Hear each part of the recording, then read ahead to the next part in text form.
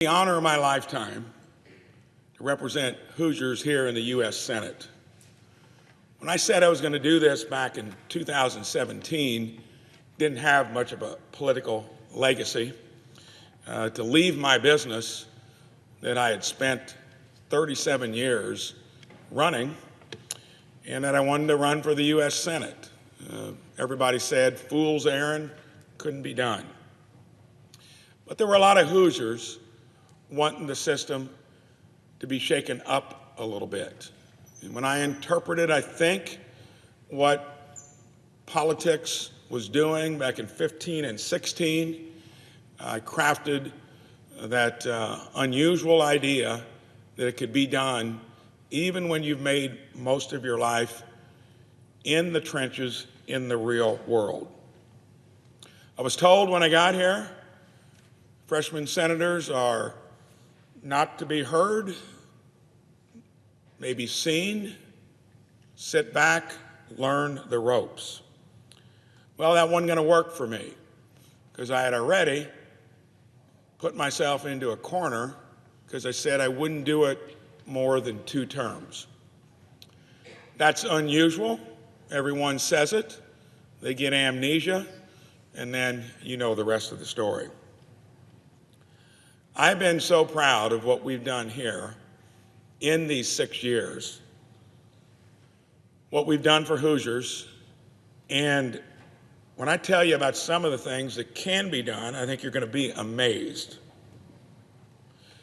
I put together a staff that came here mostly from Indiana, and their goal was to get things done, get it across the finish line. And sure, proud to have been named the most effective first-term Republican senator, 6th most effective in our caucus generally in the last Congress, probably close to that again in this one. But all of us here know that we get the credit for it, and it's your staff that does all the heavy lifting. 2021, freshman Senate office gets more bills across the finish line than any other. It's amazing. 37 in the span of 6 years. Again, that's why the Center for Effective Lawmaking singled out our office as being most impactful in areas like healthcare, education, and agriculture. All stuff I bumped into in so many ways in the real world before I got here. I want to tell you about a few of those wins. Any incoming senators hopefully get inspired by it. Imagine, as a Republican, when one of your biggest pieces of legislation has the word climate in it. So I'll get to how that happened in the first place, but being a conservationist, one that knows that's an issue that we as Republicans and conservatives have to be involved with, we actually crafted a bill called the Growing Climate Solutions Act, which was a landmark bill for farmers that matched up their good stewardship with offset markets that were already there. But government was making it too difficult for them to take access of it, especially small farmers. Imagine passing in the U.S. Senate 92-8. That is darn near a miracle. How did that happen in the first place? I was here maybe 6 or 7 months. Senator Chris Coons from Delaware had been trying to find one Republican to engage in the discussion, which we know how big a discussion that's been. Of course, we're always going to disagree on policy, but he'd probably ask so many others over the last 2 years going after a rookie senator. He didn't realize that he ran into somebody that had to think on his feet a lot in the real world, made decisions fairly quickly based upon what you really know, and I said, I'll do it. And I think the rest of the conversation was, will it be more than a committee of 2 of us? Give me a month. I got 6 other Republicans. And it's still an issue of contention in terms of what it's about, where it's going. Some are absolutely certain about it. Some have put no credence to it. Obviously, it's somewhere in between.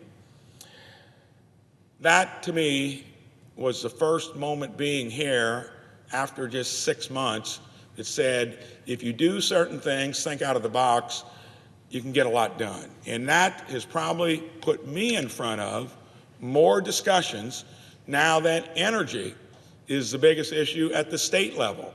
Demand for it was flat up until 2 years ago.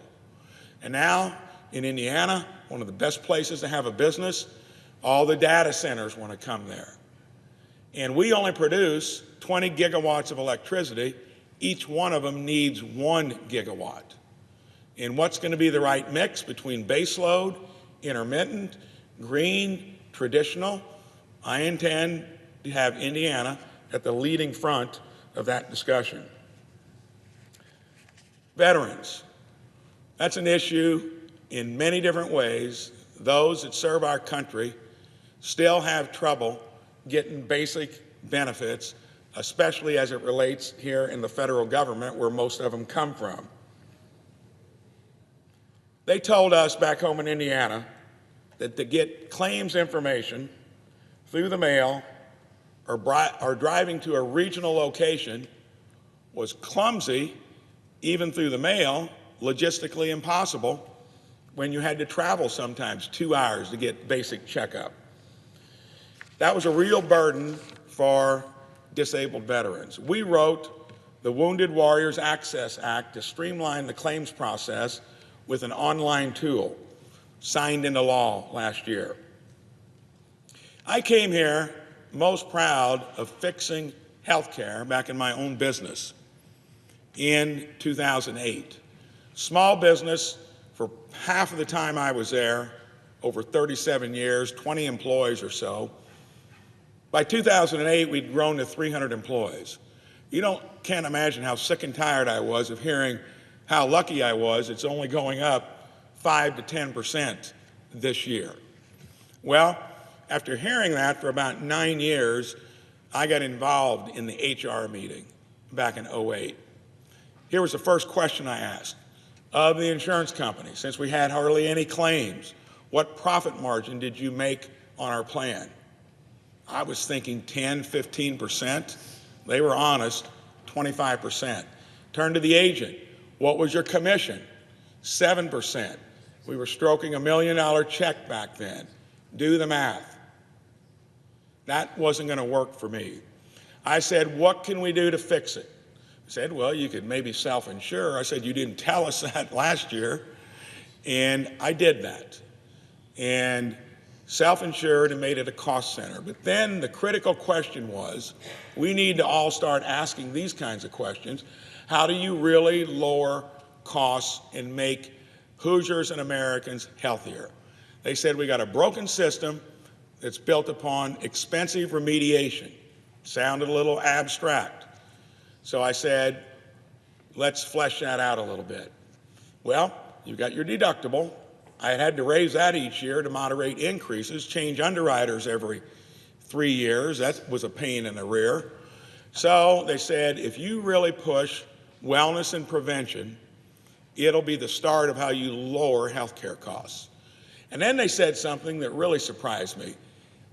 Healthcare consumers are non-existent because they aren't involved in actually shopping around for health care. You depend on the insurance company in your company or the government to do it. That's the driver in most markets. Ended up, after that meeting, throwing every wellness tool in the kitchen sink at it, turned my employees into healthcare consumers, cut costs by over 50%, haven't had an increase in 16 years. I always ask the question, raise your hand if that's been the case. No one does. Those are the kinds of things we have to do here and back home in the States. Here, being on health, education, labor, and pensions, I told the chair of that committee, Senator Sanders, if you want to lower health care costs, start incentivizing the industry to be competitive and transparent. Well, that ended up creating what would be the most transformational bill called the Healthcare Price Transparency Act. And when you're getting someone like Senator Bernie Sanders and Mike Braun, the two loudest voices in the Senate on health care reform, that's a modern miracle. And that bill is there as a template, already strongly bipartisan. Some of the features of it could be dropped into reforms that we do even this year. During the pandemic, Josh Hawley and I passed through a bill that would declassify all intelligence about the Wuhan lab. Also prompted the president to direct the intelligence community to investigate the lab leak. As a result of that investigation, the FBI confirmed that they found the lab leak to be the most likely theory of origin. And when the current administration announced the vaccine mandate for businesses that would have vaccinated every employee in all businesses if you had 100 or more employees, after it was in the rearview mirror, we dusted off an old law called the Congressional Review Act that hadn't been used in years. And we used that, got bipartisan support on it, and then, lo and behold, when the Supreme Court struck down the vaccine mandate, they cited our challenge as the most significant action in Congress that had weighed in on the mandate. You can get results if you stick your neck out, take a little risk. Before I go to the other side of being a senator, it's what you do back home called constituent services. I want to talk about a few of the lighter moments of being in the U.S. Senate. Never forget when I got here, and we have great lunches. Kudos to the staff that prepares them. And it said lunchtime starts at 12:30. It's over at 2. Well, that seemed like a lot of time. And I show up at 12:30. Even the staff wasn't fully had the meal there ready to go. I said, what's going on? They said, well, 12:30 is the official time. No one shows up until after 1 o'clock. So there's Senate time and real time. You got to get adjusted to that. The pace is maybe a little different when you come from that field of being a scrappy entrepreneur. The only other senator that did the same thing was, of course, a guy named Rick Scott, who ran a business, ran the state of Florida. We didn't make that mistake another time. I was able to host a lunch, and I'm in the logistics business. And you got to come up with something that's unique to your community. We're probably the most German Catholic community in the state of Indiana, so we wanted to have schnitzel and brats. Well, the plan was drive them from Indiana to D.C. I actually had a volunteer do that because, believe it or not, that was the only way that was practical and the least expensive to host the lunch. Here is one of the most unusual moments. We all get involved in media, probably far too much of it, but part of this job is having the pulpit to say what you believe, what you want to weigh in on. It's actually doing an interview in the middle of COVID. Can't remember which network, but all of a sudden, a minute into about a 7-minute interview, the cameraman goes down. Literally, I thought the camera or the light stand was coming at me, and the interview continued. My wife was watching it at home and thought we had a mini earthquake here. So I remember one of the other cameramen said, I've never seen anything like that in the U.S. Senate, and the story wasn't over. About a minute before the interview was over, he starts to dust himself off. He'd been out for 4 minutes, grabs the camera stand or light, and I thought this time it's coming at me. And I didn't know what I was going to do, although he went down again. And we completed the interview. Of course, I was worried about what happened. Ambulance came, and we were lucky in that case it was dehydration. But imagine being in a pickle like that. We got through it. Other memories, first State of the Union address, walking back. I just lived right east of the Supreme Court building, starlit evening, moon silhouetted the Capitol. Said to myself, how can you be so lucky? Now the other side of being a senator, constituent services. Customer service was always my priority in my business. Believe me, you don't have to pay consultants for them to tell you what's wrong with your business. Just listen to your employees and to your customers. Free advice doesn't cost a penny, and if you get it fixed, you've actually corrected an issue you've got with your company. So I told them I wanted to run constituent services back home, just like customer service in my business. We put together a team just as good there, when you listen to these stats, as the one that enabled me to do so much here on the legislative side. Closed 13,775 constituent cases in 6 years, assisting Hoosiers with problems that were really impacting their lives. There are many ways you can get entangled with the federal government. My team returned $21.6 million that were owed to Hoosiers back to them, mostly from the IRS. That money had an immediate impact. One woman in Columbus was at risk of losing her home, and we were able to recover $10,000 that again was owed to her by the IRS. My team handled 2,381,813 emails, phone calls. Believe me, there are a lot of ways, if people just do it, to get a hold of who represents you here in D.C. But then what do you do with it? We put a metric in that if those weren't handled within a certain number of days, it set off an alarm. Unbelievable constituent services, 1,500 hours of mobile office hours. When they reached out, we found the solutions. One Hoosiers family, their mother's ashes were lost at a post office facility, couldn't be located. We secured an inspector general audit of the post office to make sure that that never happens again. Family of an Indiana soldier killed in Vietnam didn't get the Silver Star. Been a long time. We recovered that for them.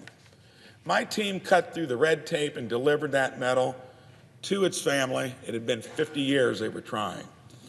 As proud as I am of the legislation passed and the constituent services that we gave, I'm also proud of sounding the alarm for what I think is our biggest issue impacting our country. To be honest, it's been like talking to the side of my barn back home. I learned what it was about to make ends meet because your tail was on the line running a small business. I'm optimistic since we do so many great things in this country, but the incentives have been so strong to go the opposite way that hopefully we can change the direction that, in my mind, will bankrupt the country. And it's been from both sides of the aisle. It's been where we've just expected too much out of this place. We need to focus on doing a few things better. Show you the magnitude. 6 years ago, $18 trillion in debt. In 6 years, we've doubled it.